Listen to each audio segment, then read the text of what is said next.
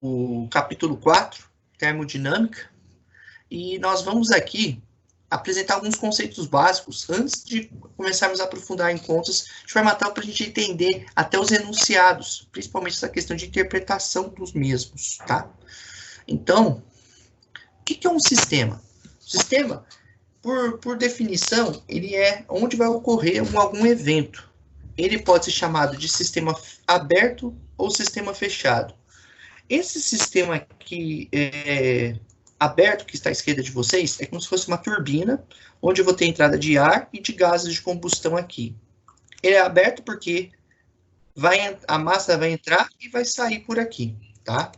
Agora, se ele é um sistema fechado, como vocês podem ver na figura à direita, é como se fosse o pistão de cilindro gás. Eu tenho injeção e ele vai manter-se fechado aqui.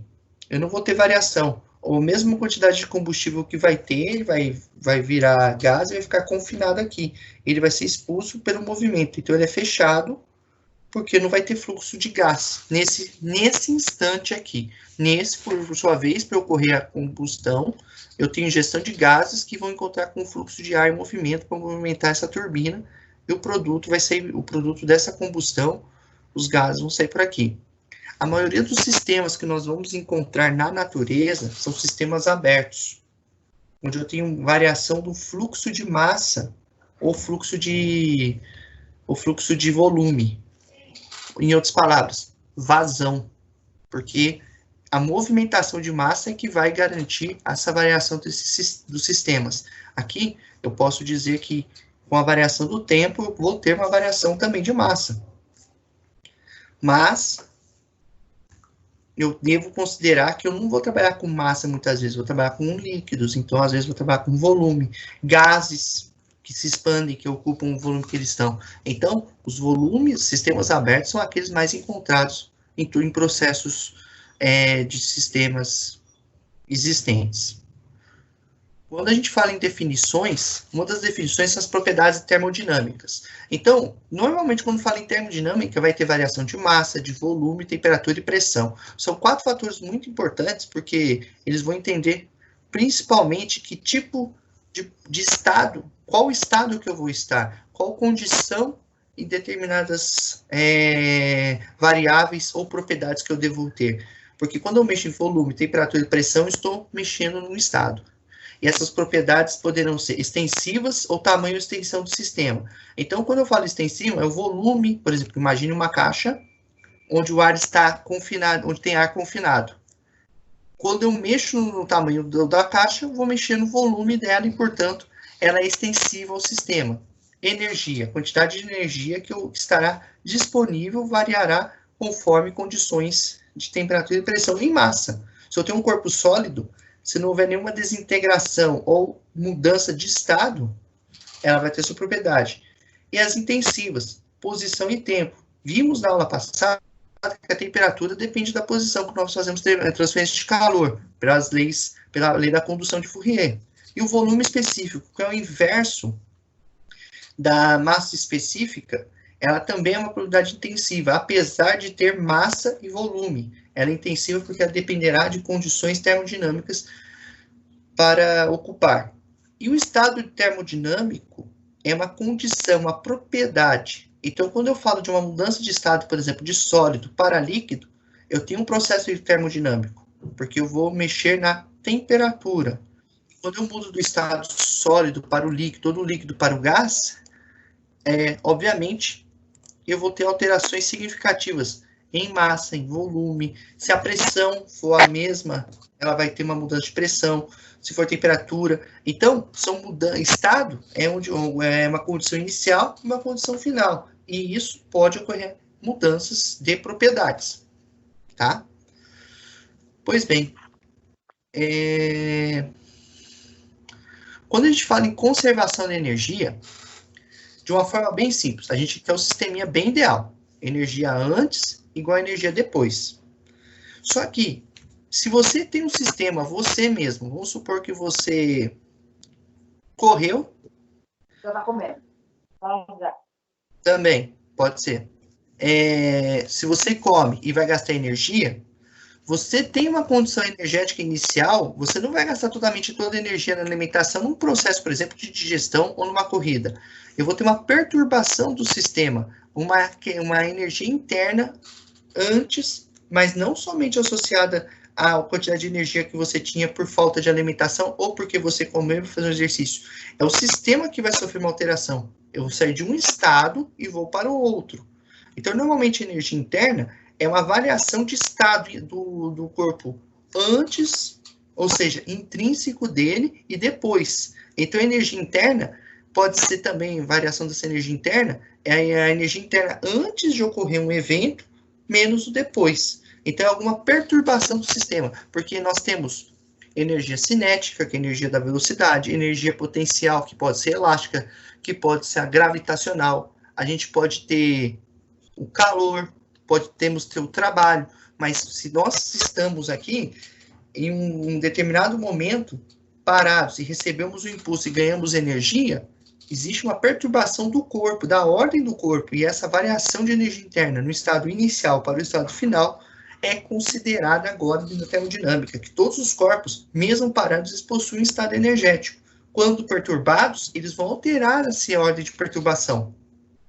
Ah, mas ele dissipou o calor. Ok, dissipou o calor por atrito, mas existiu dentro do corpo uma perturbação, ou seja, um estado inicial dele foi perturbado, então eu vou ter uma variação dessa energia interna.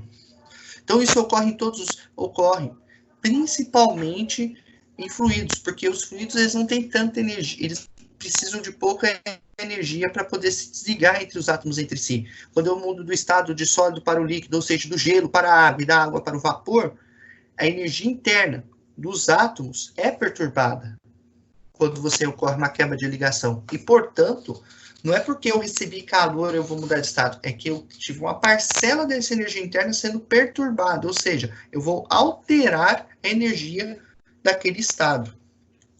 Então já começa a ficar um pouquinho assim complexo, porque equivocadamente não é o conceito de calor, é o conceito de trabalho.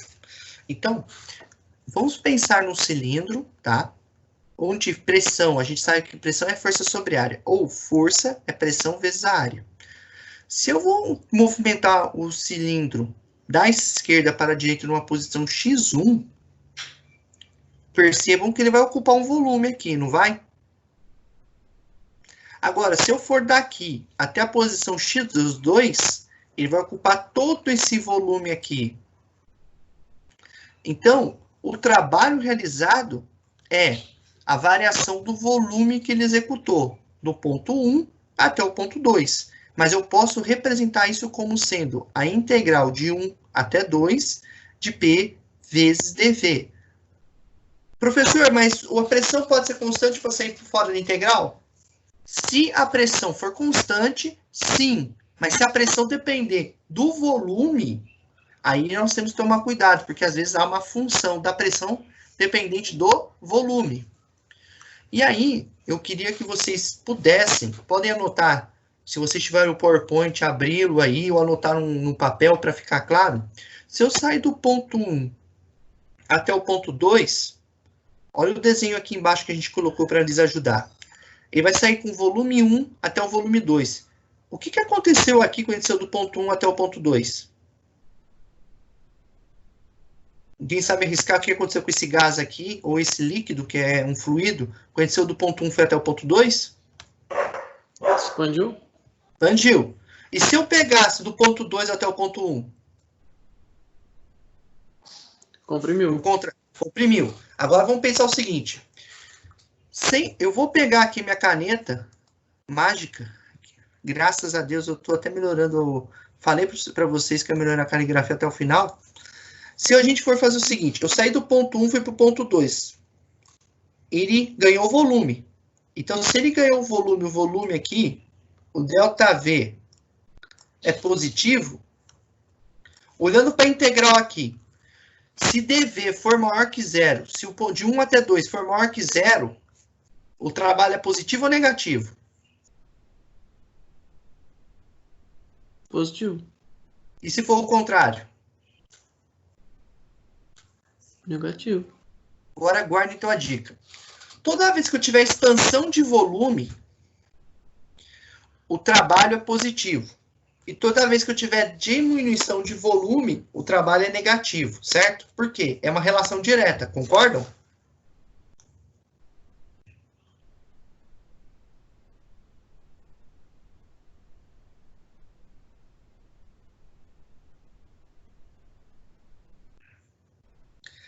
Então, o que vai acontecer? Toda vez que o trabalho ocorrer expansão, positivo. Toda vez que houver contração, é negativo. Aí, é importante saber isso, porque nem sempre a gente vai ter um trabalho igual a essa integral. Trabalho vezes o volume, pressão vezes o volume igual a trabalho. Eu vou ter curvas. E o trabalho que a gente vai calcular é a área debaixo da curva. Ah, vai ter área que vai ser triângulo, vai ter área que vai ser trapézio, tem área que vai ser quadrado, tem área que vai ser retângulo. Dependerá do tipo de trabalho, ou seja, o ciclo, onde eu começo e onde eu termino. Mas isso, vocês só vão se preocupar quando a gente for falar da primeira lei. Agora, o mais importante é entender essa integral para a gente poder envolvê-la nos cálculos, tá?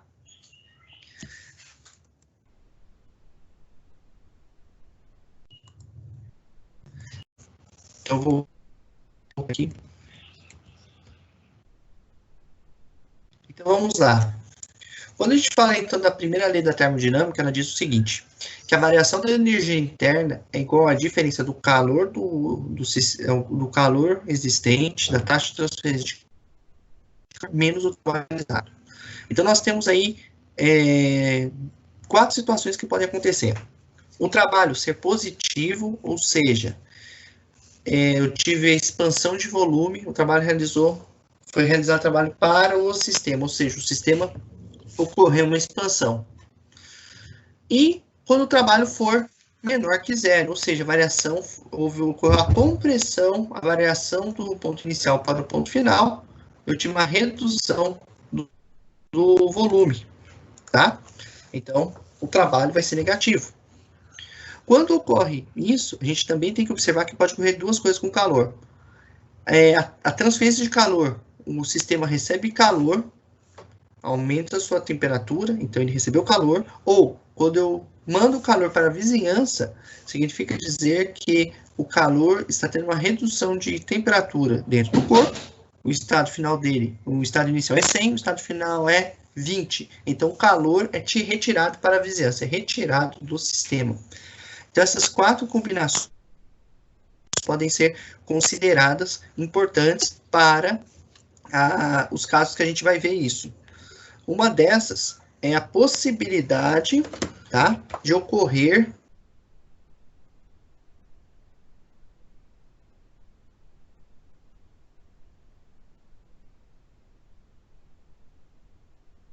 Professor?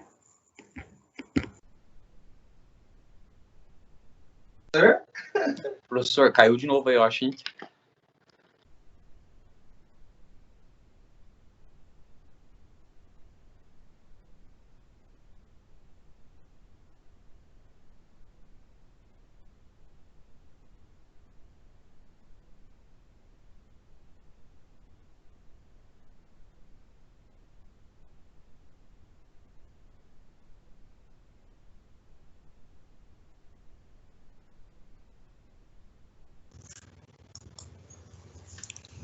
Meu Deus do céu.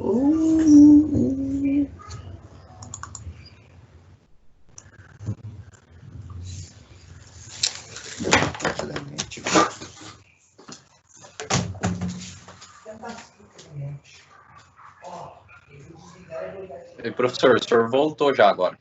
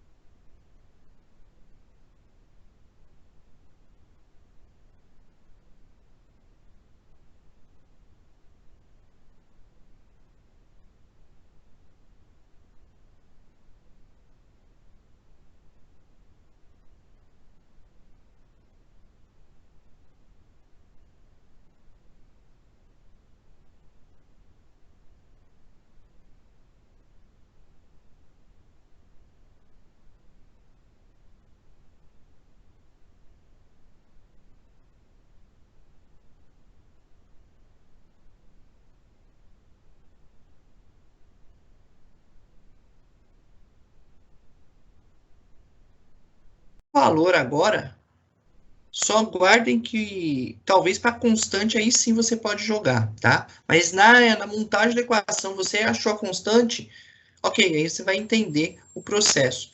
Mas o que que a gente fez aqui? Um caso genérico, né? Que como o N é maior que 1, aqui a gente explicou que 1 bar é 100 kPa, então em vez de você usar 100.000 Pascal, usa 100, porque esse K que está aqui na frente representado, ele vai multiplicar o Joule, que é Newton vezes metro, vai dar quilojoule.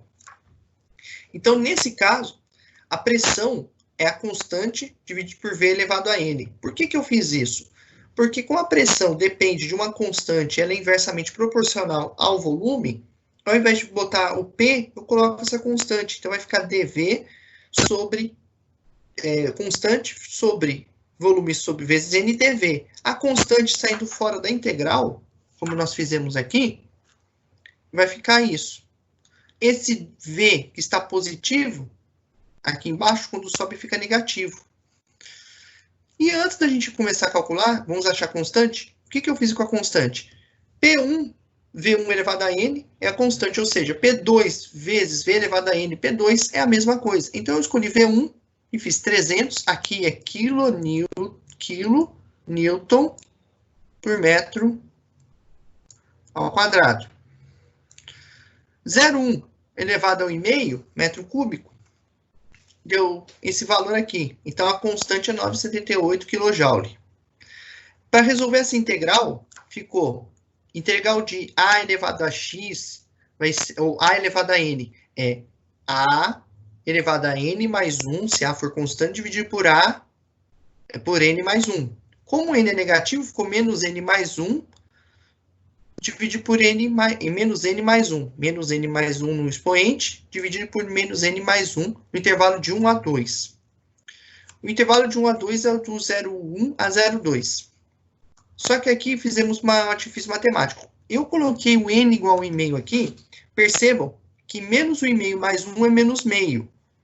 E aqui, como é a diferença, V1, que a diferença aqui, menos 1,5 mais meio é menos meio, com menos da diferença, ficou mais. Então, eu inverti a posição aqui. Aí, eu substituí a constante. Esse meio, eu tirei para fora da integral e resolvi. Vai dar 18 e pouquinho. 0,1 elevado a menos meio é a mesma coisa de fazer 1 dividido por raiz de 0,1 menos 1 dividido por raiz de 0,2. E obteve-se esse resultado aqui, 0,926. Essa divisão vezes esse 0,926 deu 17,6 kJ.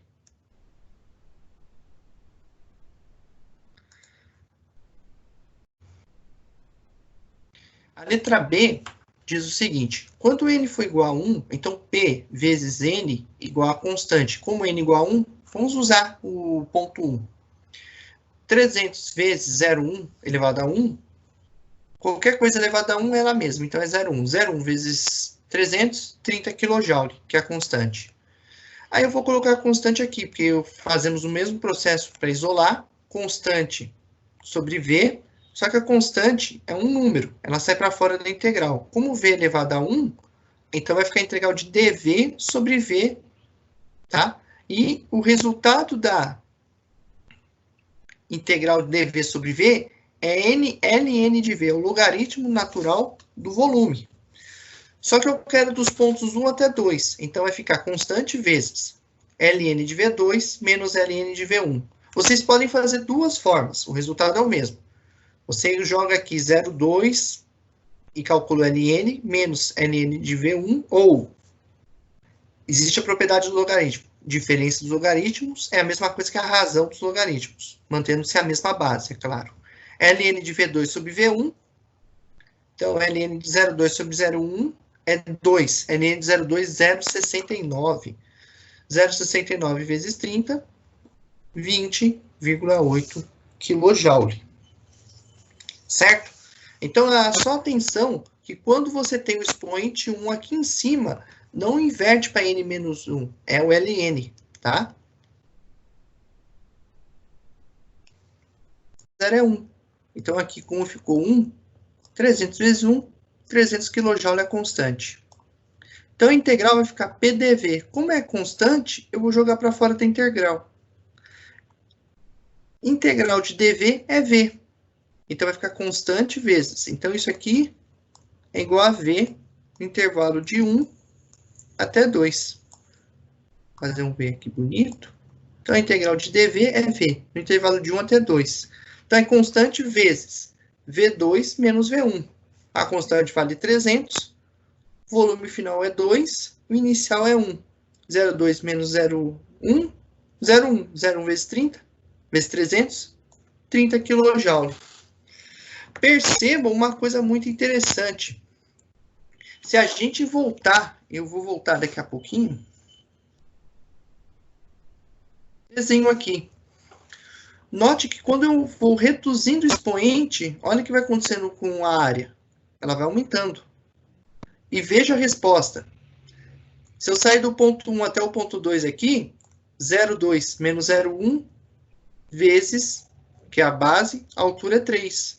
3 vezes 0,1, 0,3 bar vezes metro cúbico. Mas convertendo para quilojoule, faz um pouco de sentido os resultados que obtivemos. Então, a questão da compressibilidade do gás, ou seja, a capacidade dele ser comprimido, sendo de um estado inicial para o estado final, fará diferença na sua resposta.